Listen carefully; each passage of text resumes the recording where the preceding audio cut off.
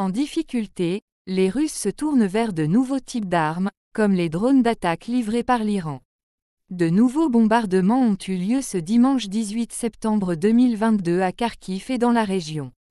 Cher The Day se profile en Europe et un 208e jour de conflit armé a commencé en Ukraine après le début de l'invasion russe le 24 février 2022. De son côté, l'armée russe aurait commencé à déployer de nouveaux drones d'attaque livrés par l'Iran. À Izium, les fouilles se poursuivront encore 2 semaines. Le maire d'Izium, ville récupérée par l'Ukraine aux forces armées russes lors de leur contre-offensive dans l'est du pays, a annoncé dimanche 18 septembre que des travaux de fouilles étaient en cours, après la découverte de centaines de tombes et d'un charnier. À la périphérie de la ville, se poursuivra pendant encore 2 semaines.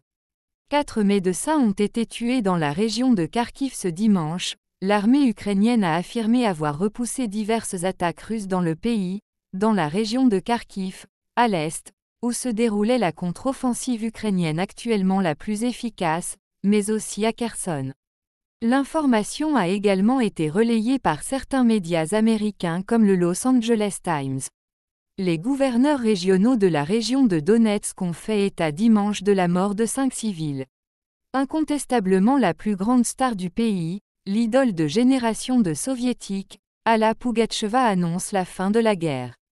Guerre en Ukraine. Retour sur les événements qui ont marqué la nuit du samedi 17 septembre au dimanche 18 septembre 2022.